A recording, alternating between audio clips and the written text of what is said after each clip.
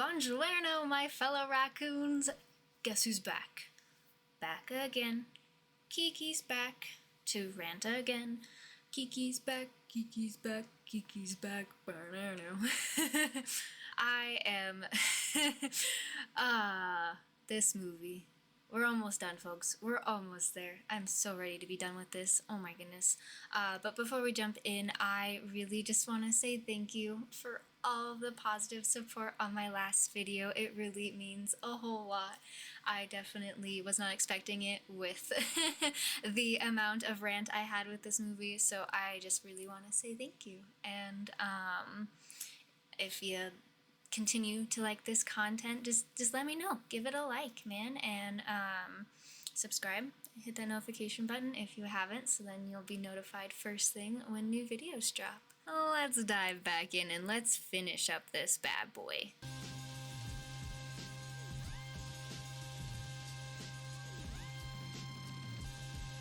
Would you all like the good news, the bad news, or the great news first? Good news? We jumped to October 22nd.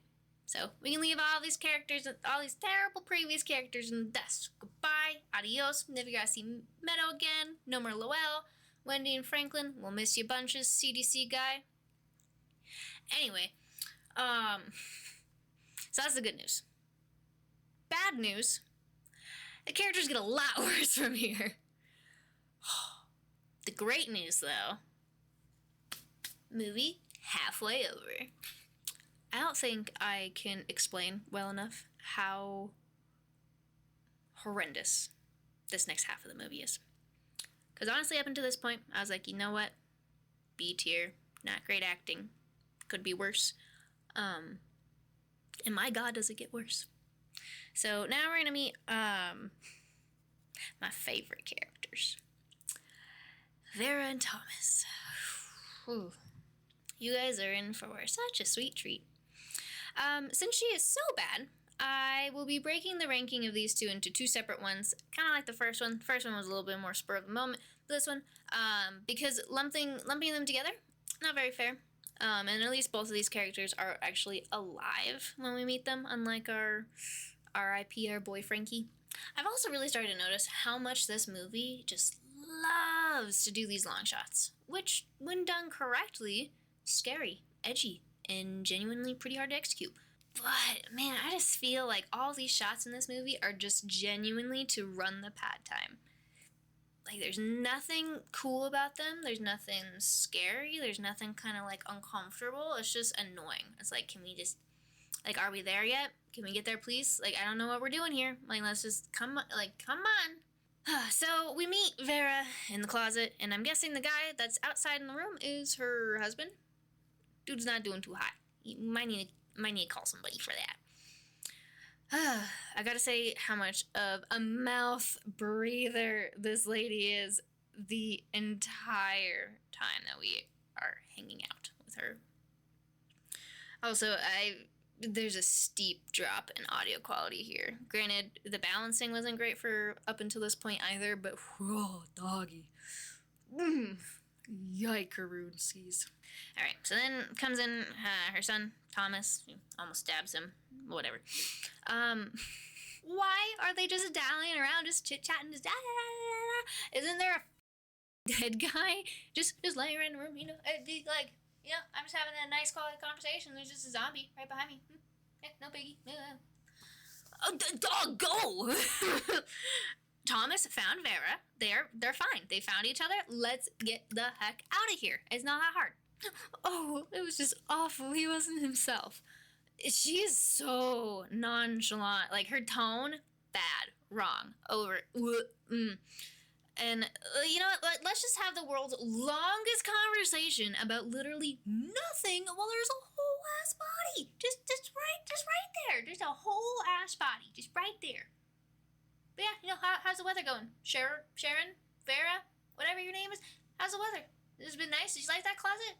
Yeah, you get some professional building in there? What are you talking about? Get out of there. It's done. It's over. I also, like, why are we still talking and just not moving at all?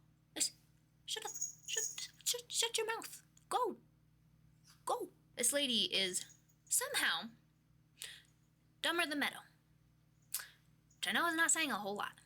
Also, okay, so we finally get out of the house, jump in the car. Hear some noises, whatever. Why would you check outside of the car when you can just pull it out, actually use the headlights on the car to see in the pitch black? I feel like my expectation, like my bar of expectations, I gotta keep bringing it lower, man. Like they're not hitting anything. They're not doing anything. Like, regardless, just, like, all right, let me just look out in the pitch black and see if it's the person that I think it is. Well, you don't even have a light on you. You can't even see anything. Also, this shot right here, I don't understand why they didn't just reshoot it. He went and grabbed at the door like 3 times, and it was still locked. Like, just reshoot that shot, homie. Please. It's very embarrassing. Like, honestly, it's how I feel, like, when I'm trying to be cool in front of my crush, and I just, like, I completely biff whatever I was doing. But twice, as it gave me such secondhand embarrassment a little bit. So I don't know why they didn't just reshoot that. So anyway, so they get in the car. Finally, he doesn't explain anything that he saw whatsoever, because why would he? That's stupid. And then they're driving around, and I don't understand, like. So he gets in the car, he has, like, blood on his hands or whatever. Why aren't the both of them just freaking out? Like, he also just brushes it under the rug. He was like, I don't even know. I don't know if that was, but it wasn't. I don't remember the lady's name that they were looking for. It wasn't her. Oh well. Why aren't you freaking out? Like, just, like, show me the thing that he saw. Like, have the camera follow him. Granted, I know it's pitch black. I'm not gonna see a whole lot. But, like, follow him. Don't just show me his bloody hand and just leave it at that. Like, at least have him say what he saw. Like, just explain a little bit. I'm begging you, movie. Oh, okay. So anyway, so they leave. They're driving around. They just happen upon. Oh, her name's Avery. That's right. So they just happen upon Avery's car, and, like, honestly, I quite literally hate the shot so much. Like, show me closer. Like, it just feels like really bad dash cam film. And you know what would have been actually better than this shot in the back seat of this car with the lights on and then the lights coming off? Actual dash cam footage. Show me that. Have me go with them. Why am I in the back seat? Why am I hanging out here? I'm old enough. I'm an adult. I can be in the front seat. Let me be there. Anyway, okay. So they walk into whatever building this is. No explanation, by the way. And her practically being like, "Hey, Avery," who calls out for somebody like that? Like, I do, in, like, a funny, silly haha way, but not in the middle of a zombie apocalypse when, I don't even remember who Avery is, like her other son or something, his son's wife. I don't know who this person is. Definitely not how I'd be calling out for their name if I thought they were in a place. Like, I'd be freaking out if they were part of my family. Like, Avery. Like, I don't give a man. Like, and again, what is this place? There's cars, there's mannequins, there's arcade games. Either this is the coolest club in town, or it's just like a junkyard of sorts, but for everything. It doesn't make any sense. I don't know where we are. I don't know why we're here. And, you know, flash forward, we're looking through the building, no sign of Avery. Let's just also have another of the world's longest conversation in the middle of nowhere.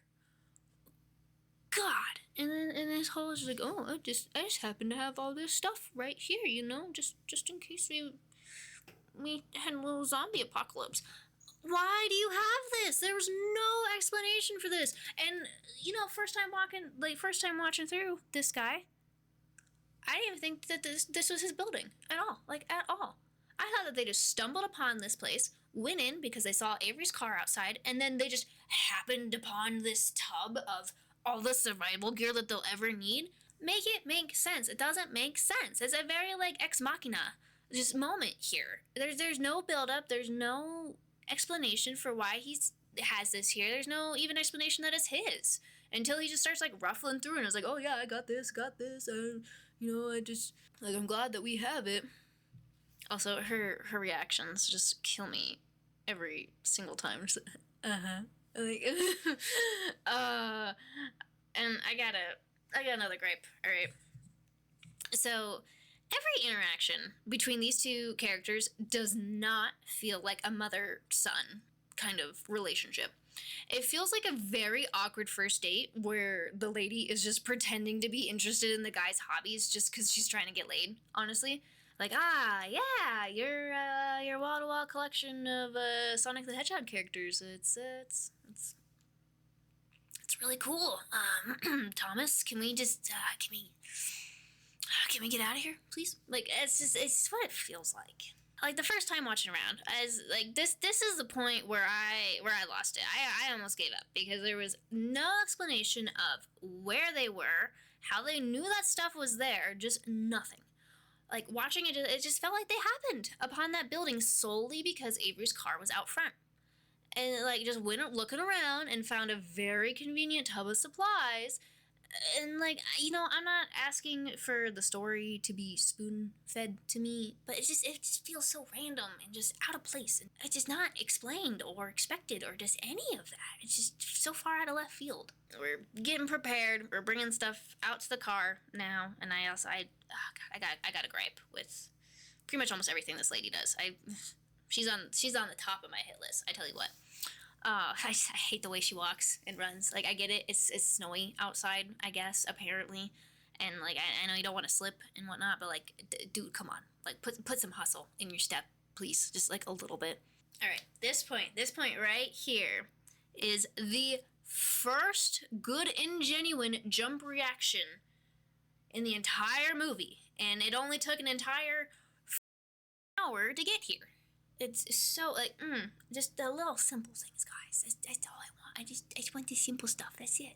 Oh, and I just happen to have a machete at the ready. Oh, sorry, 2 machetes. Oh, who packs that in their survival kit? How do you even have that? How do you even have that just, like, hanging out?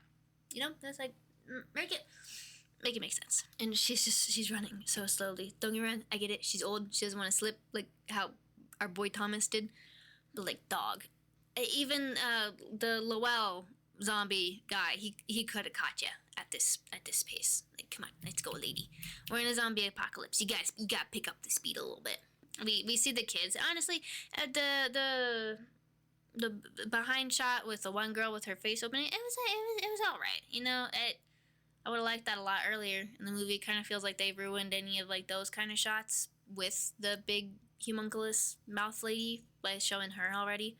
It just kind of really, like, brings down the quality of, or, like, the scariness, I guess. Because, like, the whole point...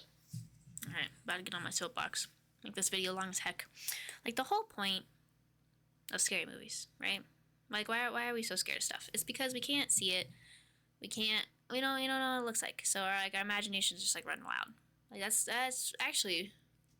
Here, I'll even pull up a resource for you guys before I start spewing nonsense. New day, new shirt, same rant.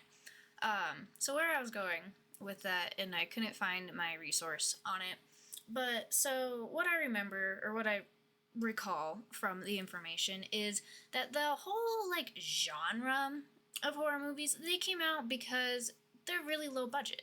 It does not take a whole lot of money to make a horror movie. Do you want to know why? It's because you don't see the scary thing. And it really uses, like, the audience's imagination to its fullest extent. And with this movie bringing in all of these shots already that already establish, like, this big old visual scariness, shots like that where you can't see, like, what's going on, yes, it's cheaper to make it that way. It just isn't scary. It doesn't do it justice. If that shot was done, like, maybe the first, like, 10 minutes or something, it would have been genuinely scary. And just this entire movie, it just feels so out of order in order to produce, like, an actual scary reaction. And I mean, I know I'm a big critic because I watch horror movies for fun. So I don't get scared very easily anymore. So, like, maybe for someone else that would genuinely be pretty scary. But they just set it up all just wrong. Just wrong. I do apologize. I don't remember exactly where I found that source. But yeah, that's just something that I keep in the back of my mind, especially when horror movies are trying to do these jump scare things. You have to do it in like an ascending order, where it slowly gets scarier and scarier each time, and then you end with the big like payoff. I'm trying to think of like a movie that does this really, really well. I guess like a good one to reference would be like the Paranormal Activity series and whatnot. They do a very good job of those slow burn build up to make it really scary. Don't get me wrong, the found footage style also just like amplifies that, makes it feel more realistic, makes it feel like a little bit closer to home, so you feel genuinely like a little spooked that like, oh man, like this actually happened. This isn't a fictional story. Done correctly, it doesn't feel slow, it doesn't feel boring, and you get that like on edge, like oh gosh feeling. I'll get off my soapbox for now because we have so much more that we have to get through, and I'm trying to not make this video extraordinarily long. So we'll move on, we'll continue, but that's a big gripe that I have with this movie, is that they just do these supposedly scary parts just in a bad order, so then it makes it not scary. It makes it almost comedic at times, which is just, it's disappointing. As I don't want to, like, you can do a comedy horror and you can do that well, but that's only if you're doing a comedy horror. And that is not what this felt like. That is not what this was categorized, so it just feels really out of place and just really stupid. So, anyway, we'll move on. So we have the jump scare from the kids, which also, like, I guess those are the children of Avery or something. I'm really unclear with it, and I don't care to find out. You know what? I don't care. These characters are so infuriating that I'm done. I'm already so done. They make it out of there, even with Vera running like a turtle, and they're in the car, and surprise, surprise, more convenient, spooky storytelling. I literally can't get over this, you guys. The best parts of this movie are coming from the goddamn radio, and that is ridiculous. That is absolutely ridiculous. But anyway, so there's so the hospital from, it's been mentioned throughout this movie, how just an absolute shitstorm is happening at this hospital. And I want to see that. I want to see these glimpses of that hospital scene, because it sounds, at least the way that they're portraying, way scarier than this weird incestuous mother-son just happening upon supplies, but they're also looking for the other son. I don't even know. They're looking for someone else. It's boring and it's dumb. Show me the hospital. The hospital sounds way cooler. Even with all of the wonderful storytelling coming from this radio, the audio balancing again is just so poorly done. I can't hear anything. It is just so anyway, they're driving to somewhere. I think he mentioned like a quarantine zone or something. I don't know where they're driving, but they're driving around, and they happen upon this nun that is taking out this zombie. And you know what? I want to watch a movie about that nun. That little, like, I don't even know, 10-second clip of the nun just like taking out a zombie. Oh my god, that was probably, like, that was way more interesting than all of the characters up until this point. Way more interesting. I want to watch a movie where a nun is like, I have to save my town. Like, this is God's work, and I need it. I'm gonna save everybody. Cause she looks like a badass, man. And like, she's so mysterious and just, like, what about her? Why wasn't she included in one of the characters? They stumbled upon her, so they have that, like, connection of the 10 strangers. Cut to her. I want to see her going through the streets, mowing down zombies. That would be a cool movie. Okay, so then anyway, they keep on driving, and now they're in the middle of nowhere, and they get lost at this point now. Like, the way that the movie has been showing their driving, it feels like they've been driving for hours, and now is the convenient time for them to pull over. So they pull over, he's looking at the map, and then conveniently one of the girls is just in the back of the car and then goes ham at them. Like, it just doesn't, why wait until now? Like, why, like, what was that zombie doing? Was the zombie taking a little nappy? I mean, I know they're like 7, so like nap time is essential, but like, What were they doing that whole time? Because again, the thing is, they were going after them in that like weird warehouse thing on site immediately. So now the zombie can kind of just control and just hang back until it's convenient to attack them. It's not scary. It was supposed to be scary. You know what would have been scary? They get in the car and somehow the little girl got in there immediately and then gets after them and then bada bing bada boom. Yeah. I feel like that would be way scarier. I'm just like, whoa, like how'd she get in there? Like what? I thought they were gonna escape. Like that would have been so much better. Our boy Thomas gets got, much like Lowell and everyone else so far. So Thomas's final score, I don't think that he was as bad as Meadow or Lowell. Very honestly, I think a lot of his downfall truly came from the chemistry between him and Vera.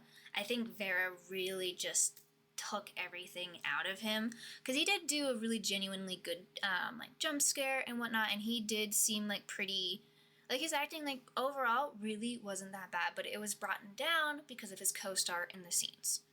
So I'm gonna be a little bit nicer, and his final score is a 7 out of 10. And I mean, like, he was at least prepared. His preparation felt really convenient. And he also was running correctly, like in the scene where he's actually like running away from the zombies. He slips in the snow because that's what you would do because you're trying to run away as fast as possible. Makes sense, right? And in, like I said before, he actually genuinely had one of the best reactions to a jump scare scene from this entire movie. Again, most of his points are deducted from his mom and just that whole interaction, and then as well as like the first scene where like they're introduced, where they're just chit-chatting and there's just a zombie back there and they are given no care in the world and they're having the world's longest conversation on the entire planet. That's why all those points are docked off, and I feel like most of it really isn't truly his fault. So, anyway, moving on. I'm not going to rank Vera just yet because, obviously, she's not bye-bye Gonzo, which is very unfortunate. I really wish that zombie would have taken out Vera instead of Thomas. I would have loved to see more Thomas, but, you know, that's just the way the cookie crumbles, unfortunately. So we're not going to be ranking her right now, because we will unfortunately see her again. So, anyway, moving on. Alrighty, now we are getting to Serena and Israel. Oh my god. I don't even think my brain can take this anymore, honestly. Alright, so now we're jumping into October 23rd. And we're jumping into what looks like Serena, like, just packing for something. Like, she's just, like, frantically packing. And then on the radio, again, conveniently, there's like an emergency alarm, and like this sound, I have never heard like an emergency broadcast sound like that. And like I know that there's like different types of tones and stuff. Like at least I'm gonna play. So this is the one that I know and hear, at least in the middle of the United States. This is what I hear when it's an actual true emergency. Okay? Yeah, so that's the sound that I associate with, oh shit, stuff's going down. Mostly like natural emergencies and whatnot. But then this is the sound that they play. Like, what is that? I've never heard that. Yeah, anyway. Is there copyright on emergency sounding? I'm actually really curious. You know what? Sorry, little aside, really quick. Yeah, no, it's not copyrighted. So, but apparently if you use it outside of an official emergency alert, it is illegal. So I don't know where that lies in the movie community, but I would think if it's in a movie, it should be fine. I don't know. Regardless, we're moving on. It's not that important. Okay. And then, so conveniently, again, there's a lot of just really convenient plot points in this movie. So we have Israel just bust into Serena's garage because he just happened to find it and was like, yep, that's the first spot going in. And immediately these characters' tension is too high. Like too high for strangers in an emergency, and it just feels very weird. It feels like a dick measuring contest between them of like who can be the more like panicked mean one between the two of them. And God, their line delivery is horrific, man. Like, you're in my garage. Like, I can't. And just like all of their dialogue, just back and forth. It's just, it almost feels like they were two like people that were dating and now they're exes, and then they were like forced into a room with one another. Is kind of the vibe that I'm getting like this entire time, because they are just downrightedly horrible to one another, but not in like a scared way, in like an actual I just hate you way, if that makes sense. It's so weird. And I definitely, watching this puppy first time around, I almost called it quits with Vera and Thomas when they found the very convenient machete bucket. But I was losing it at that point. But then when these two characters stepped on, I am about to bash my head into the wall. Like, I thought that getting over the halfway point of this movie, everything would be a little bit shorter because I'm already halfway through it. No. It is the complete opposite. This last half of this movie feels like an entirely new one that I had to suffer through. And it's just, I didn't think it could get worse. I really did not think it could plausibly get worse. And yet it did. Beats the heck out of me, man. This whole time, their entire conversations, their voices or their faces don't match what they're saying. Their nonverbal communication, out the window. It's not matching. Nothing's matching. The lines aren't working, and it's just, this lady's voice, too, with, again, like the whole pissing contest. It's just, her voice is quite literally so annoying to listen to. It feels like teenage angst, almost, and it makes me really dislike this character almost immediately. At least with Israel, I kind of, I'll get into a little bit more, but I do actually like kind of enjoy his character. But at least with her, God. And this part, you don't know that. Like, I don't know, like, why is she saying it like that? Honestly, she's talking like how I do on my, like, third or fourth, like, glass of wine, and I'm starting to feel, like, a little bit bad about myself. Like, I'm a little slower, and I'm saying things because I'm, like, really deep in my feels, and that's exactly what this character's just portrayal of just everything feels like. And honestly, POV, my friend trying to convince the bartender that I'm still good for another drink while they are also drunk is just how this scene feels, is all I was thinking about. He sits down now. They're at least a little bit more chill with one another for some reason. Like, Israel, like, kind of convinced her, like, yo, dude, I'm fine. Just chill out. So he's telling us the story of what happened to him before he showed up at her garage. And let me tell you, man, like, just watching him say this story, absolutely nothing. I felt absolutely nothing. I didn't feel bad for him and whatnot, because, like, he was with his wife wanted to stop and save some children, which I am semi-assuming is the girls from the last, with Vera and Thomas, but I don't know that because I can't see it. Like, I don't understand why this would be such a good spot to have some, like, flashes and some, like, glimpses of these scary scenes of, like, as he's telling the story, you're visually showing it.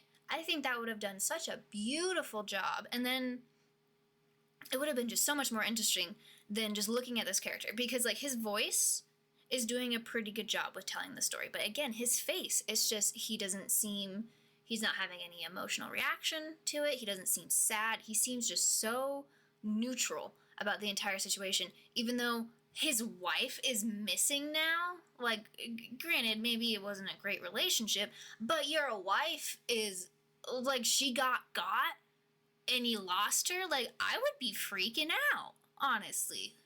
And it doesn't make sense. It's just not impactful like how they wanted it to be. They really just needed to show these glimpses. And again, it would have been a chance to have a little bit more scariness, even though they kind of ruined it a little bit already. It would have been nice, you know? Okay, so they again are trying to do this whole thing, and Israel seems to know quite a bit because he's experienced a lot.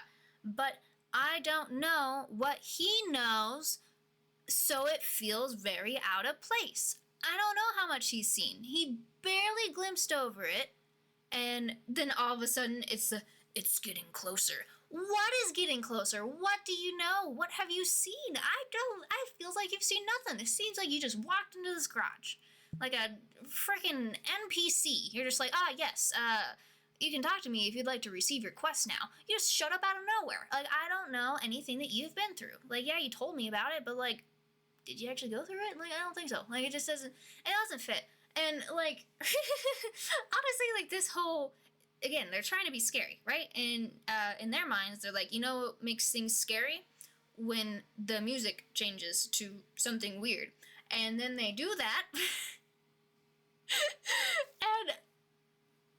I'm gonna throw up. I wanted to throw up watching this. Because, like, the music change in itself was so bad. And then they pan to his face. And it's just... I'm screaming. I'm screaming right now. Like, it's just...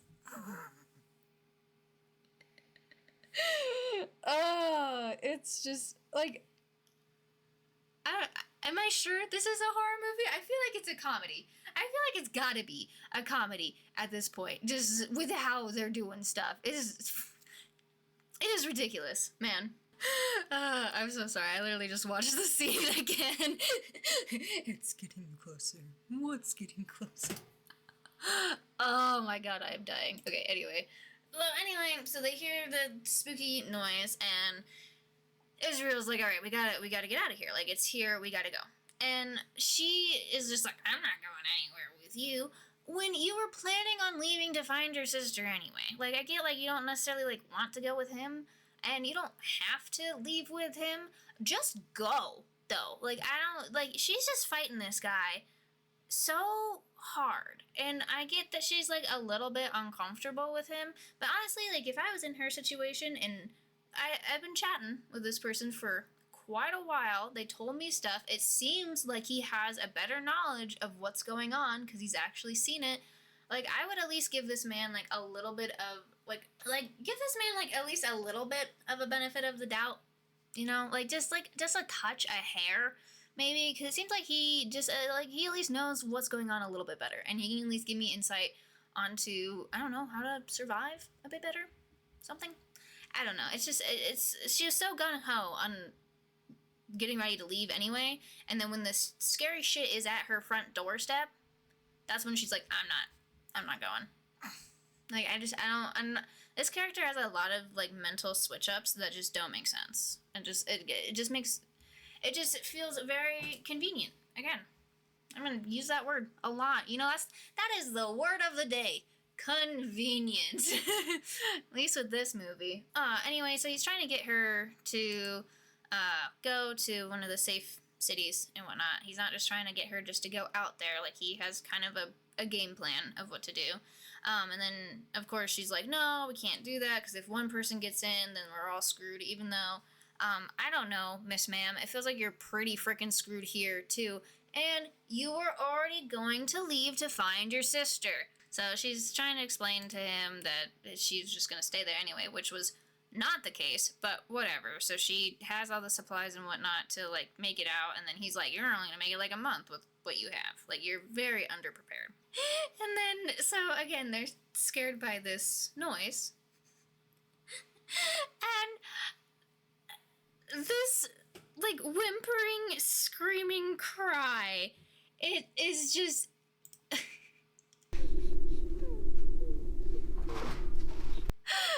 Oh, I feel bad for whoever had to voice act that, because my goodness, like, it is so bad. And, like, also, it is so quiet that I don't know how they heard it at all, honestly. Like, it is, again, audio balancing not favorable. He's hearing stuff, and then he thinks to himself, he's like, oh, What if that is somehow my wife that just happened to... So even though I lost her, she knew that I came to this building. So out there, that's gotta be my wife.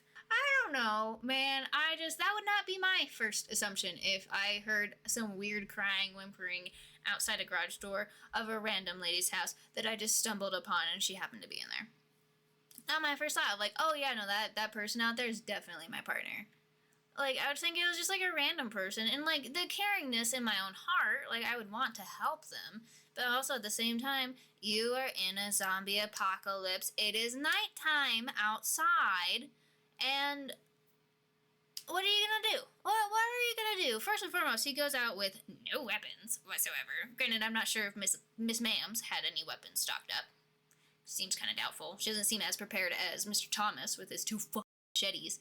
But regardless, like, there's plenty of things in this, like, workshop, like, garage. Just grab something. Grab something just in case. He goes outside to see what it is. Again, also no flashlight or anything, too. So, like, pulling a freaking Thomas of just, like, I'm gonna go out into the dark and see what's out there.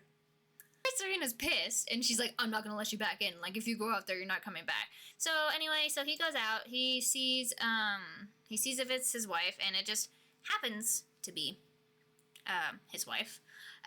He comes back, he's trying to knock on the door, and he's like, hey, like, let me in, please. Even though she was very steadfast on, I'm not letting you back in if you leave. She's not letting him in, and then she hears him outside trying to, like, comfort his wife and whatnot, which, honestly, it just feels pretty insincere and icky.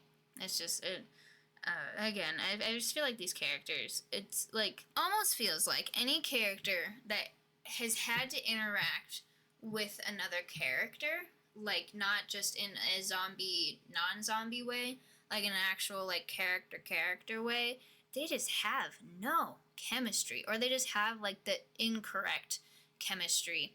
It seems like every character feels so uncomfortable with one another. It's like it's like all the scenes were shot and the characters met each other the very first day, shot the scenes, and then we're done. There's just no, commingling. They're not meshing at all, and it feels really awkward. So, and like in these two characters are a really good example of that. Very good example. So anyway, so he's still outside, and then guess who changes her mind? Serena. So anyway, they go outside, and then they have a nice little dark screen jump cut, which felt very unnecessary because he was right there. There was no need for the screen to go black. It's not like a lot of time has passed. God damn. My hair is just, ugh. Anyway, it felt really unnecessary for the black screen. No time had passed. They should have just continued the shot, and that's honestly appalling for me to say because that means that the movie would have gone on for a little bit longer, but like honestly it would have made it better. Just do a long shot of the door, have them come back into frame because they both exit out of frame, have them come back into frame. You can do a little jump scare there, hold the door scene as Serena exits, and hold it there. I know how much this movie loves long shots, and they've done just poor long shots. This is a long shot that would work very well and would be spooky. So hold it at the door, have us see nothing, and then have them jump back into frame. Because the door is wide open, and we know that there's something scary outside. That scary thing could come in. We don't know what's out there. That would have been such a great shot. And then instead, they just cut to black, and then they bring them back in. Disgusting. No, absolutely not. And I know that they at least mention they put Lily's name in there, which she's our next character. But anyway, what they could have done if they wanted to do that black screen with the character's name on it, have that long shot, do the jump scare, have them come in, then go to black screen. Have it say Lily. Much better order of operations. I think it would have just hit a lot better. So anyway, so now that we're meeting our next character, and since these two are still alive and we're gonna still see more interactions from them, we're gonna hold off from ranking them right now. Okay, so now we welcome in Lily, who is is Israel's wife that he lost earlier, and she just happened to find him. So they bring her in, and obviously she's not doing hot. She, I'm guessing, got by the kids and stuff, but I don't know. Not explained very well because you know what they didn't do? They didn't show what happened to the both of them earlier. But I know I didn't do my scale the last video. I'm just gonna talk about it. But the thing on her back is disgusting. So props team. I don't remember where we left off. I think we left off with them not doing too hot, so they're now in the good spot again. Because that thing was disgusting looking, and I am so over everyone in this goddamn movie touching disgusting shit with their grubby bare hands. Who raised these people? I just, it's like at any moment that there's something nasty somewhere, a character's like, yeah, snatched. Like, it's just, I get it, it's his wife, he's trying to help her. I would have gotten like a little like long stick thing and just like get that out of there, like get it off of her. Obviously, it's causing her some distress and whatnot, but like don't touch it with your hands. I'm gonna throw up. Mama throwed up. Like that's how I've been feeling this entire thing. So anyways, so they bring her in. He's trying to help her, trying to calm her down, because obviously she's freaking out and like something is happening like with her body. And I guess apparently like Serena is like a EMT or just like a nurse or just something in the healthcare field, so she like kind of knows what she's doing, which was not established at all until it's very convenient that somebody needs help medically. Make that make sense. Also, she seems like the worst nurse on the entire planet. I would not want her as my nurse. It seems like she has no idea what to do. She is not calm, and she just seems like a bitch, if I'm being honest. Then, so this whole time, there's just this commotion, there's loud noises, like, happening outside. So they, so she doesn't make it, even with all of Serena's very, very good medical help of just, oh, she's in shock, we need to hug her. Okay, dog. So anyway, this whole time, big ol' commotion happening outside, and they jump to this, I'm gonna be honest, this scary-ass creature. And, like, this scene would have been so much scarier earlier if we would have seen glimpses in his backstory. It is quite well done, so good job, props team in special effects. It is actually genuinely pretty f***ing terrifying. But it doesn't fit at all with any of the setup that they have given. It would have been so much scarier if we would have seen it kind of like throughout. Just like little tiny glimpses of like, oh, like what is that? Like that doesn't look human. It seems really weird. And then they also, they ruined it. They ruined this cut to this scary creature by this awful synthy music. Again, I can't tell you how many scenes that they have ruined because of this music. Like, I know it's loud, and loud means scary, right? No, loud does not mean scary. There's scary noises that can be loud, and then there's loud noises that are not scary. And again, no use of silence, so it doesn't make that noise seem scarier and seem more out of place and more shocking. I am just, oh my god. I am so glad there is only 10 more minutes left in this movie, because I can't take it anymore. I'm done. I am so done. Lily, or whatever, so she dies. I didn't realize I wrote this in my notes, but, in this scene, honestly, my reaction when I'm just trying to snuggle and I feel it press up against me, if you know, you know, but, sorry, honestly, just so true, just such a bad reaction. So, so we're looking at her back, it's moving, which again, props team, pretty cool. The effect on that, like, wasn't horrible. But, what in the alien-ass shit is this? Like, it's just popping out of her back. Like, what? Like, why did this not happen to any of the other zombies? Like, our CDC mans or our second CDC mans, excuse me, I'm still messing that up. Our second boy lost his head crawled away. Cool. Awesome. I think one of them, like, their arm, like, in the radio thing, it was something about, like, her arm fell off and started, like, crawling away. And none of the other ones did an entirely different entity just leap out of them. The continuity is just not there. They book it out of there, and it's just, there's nothing with these characters, honestly. This scene just felt like these three characters, I didn't want to watch anything with them. I felt nothing towards any of them. Like, Israel, like, did fine, I guess. Like, I think he was the best out of the three of them, if we're being honest. But, like, it just felt so unnecessary. Anyway, so that's the last that we see of Israel and Lily throughout this movie. So Lily's final score is gonna be like a 4.5.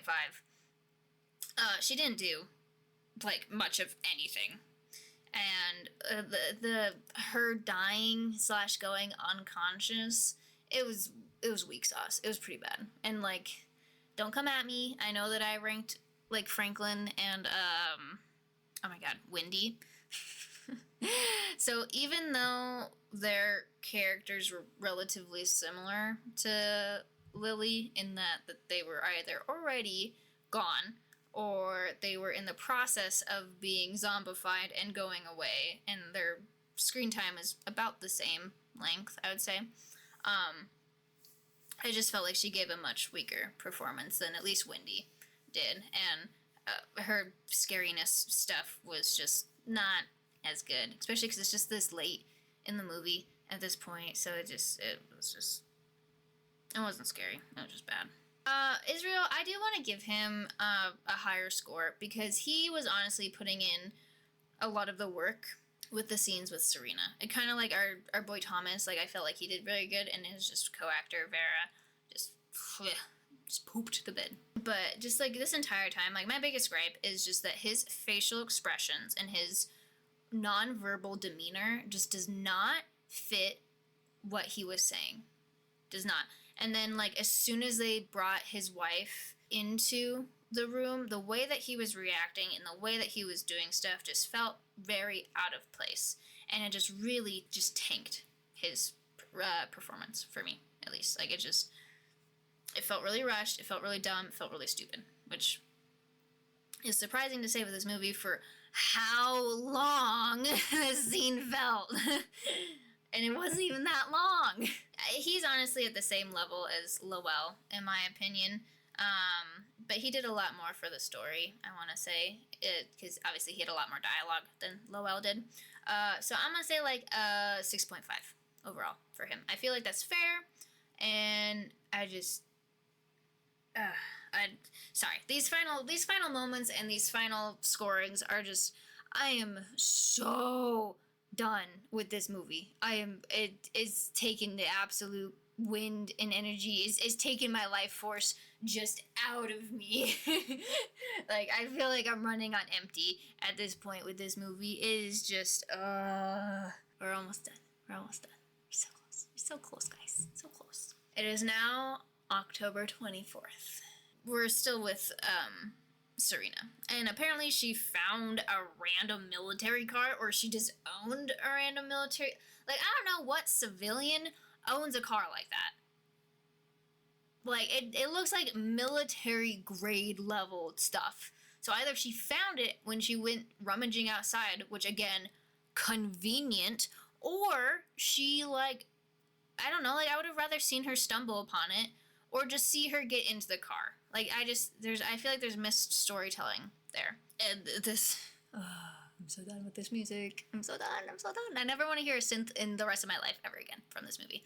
It's so bad. It is just killing the entire vibe. It's just, ugh. So, we're driving around, and who do we run into? We run into Vera. Of course, of all characters we have to see again and run into, it's f***ing Vera. Oh, so I hate her. These two characters are the characters that I mean, I don't know. I gave Meadow a pretty low score too. I did not like Meadow, but she at least is gone. But out of all the rest of the characters, the two that I despise the most are the ones that we have to see again for a second time around. So they're supposed to be sad because they've lost kind of like everything pretty much between the two of them. I mean, like Serena is like kind of looking for her sister, just doesn't even know if she's still alive. Vera obviously lost her, who I'm assuming is her husband. Again, it felt like a random stranger, but we already talked about that. We're moving on. She lost her son. She literally saw her son attacked right in front of her. And she's supposed to be sad. Like, that's the vibe, right? They're supposed to be, like, at rock bottom. Rock bottom.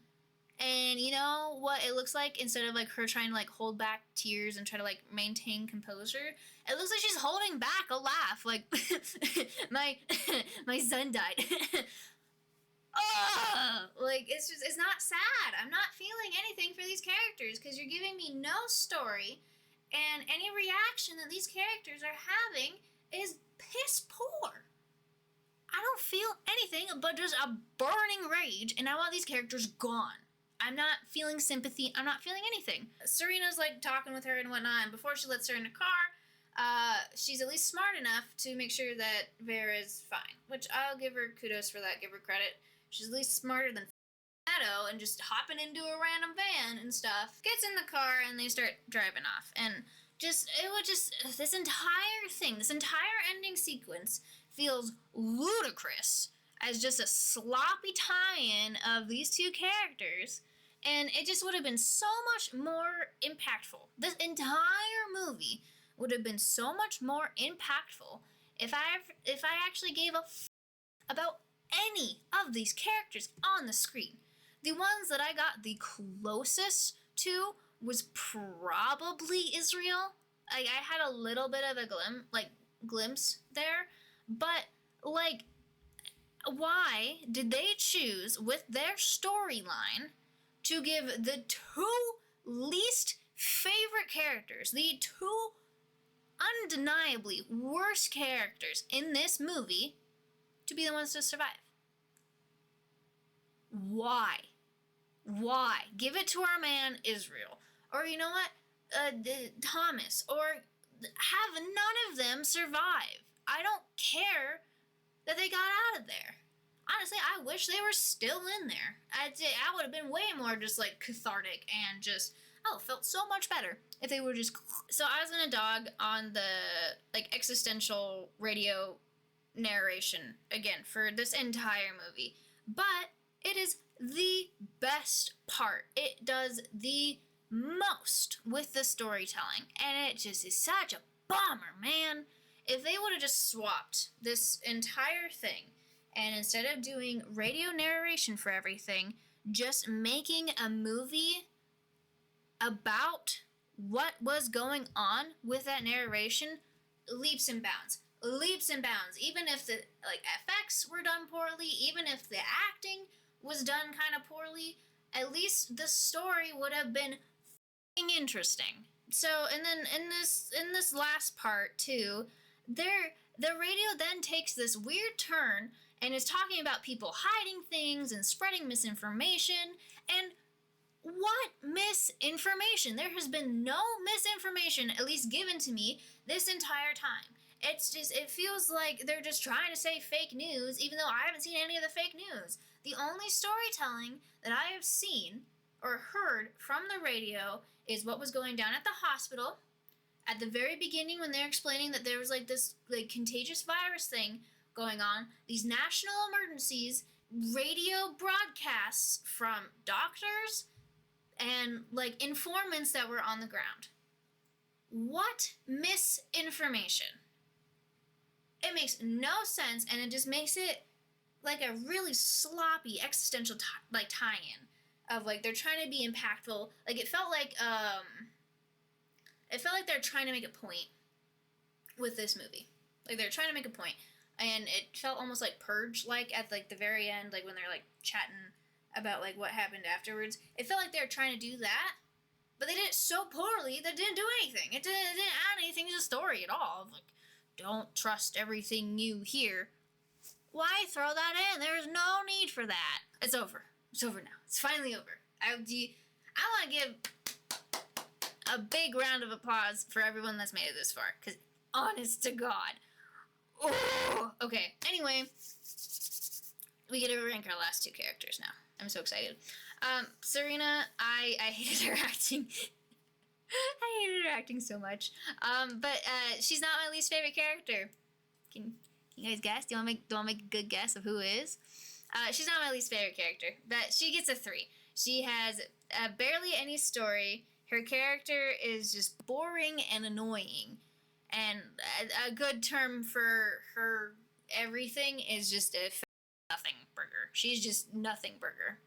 I saved the best for last. Oh, Vera. Sweet, sweet, sweet Vera. She gets the golden star for being the worst character in this entire movie. I know I talked about like a Presidents of the Dummies Club. You know what? I'm going to give it to her. Because she was an absolute idiot this entire time. And the acting was horrible. Quit giving your son me eyes. Like, it's weird. And just being, like, weirdly flirtatious the entire time. And just anytime she opens her mouth, it seems like she is on the brink of laughing instead of trying to cry. She's a freaking mouth breather this entire time. And she's just aggravating. Her on the screen at any moment of time is just painful. And, like, she's really the main reason for my first time, like, watching through this movie. I was like, oh my god, I got it. I have to make a video about this. Like, people have to know about this. Because this is just insane. Her final rating is 1 out of 10. Honestly, I would have done a 0 out of 10, but I don't feel like that's, like, on the ranking system, so we're giving her a 1 out of 10. And we did it, guys. We did it, raccoons. We made it through the Spore. Holy cow. Okay. Well, I just want to say thank you for making it through the end of this video. I am very sorry I had to split it up into 2 parts, but I just had a lot to yap about. And yeah, if you liked this content, let me know. Give me a like, leave a comment down below. Again, I just want to say thank you for all of the positive comments on my last video. And I really do hope to see you guys next time. And also let me know if there's any movies out there that you feel deserve a spot in the Dumpsters Film Club. Comment it down below, and maybe that'll be our next one for sure, because we're officially done with the Spore. We're done, boys! Woo! God, I'm so excited. Alright, anyway, see you guys next time. Bye!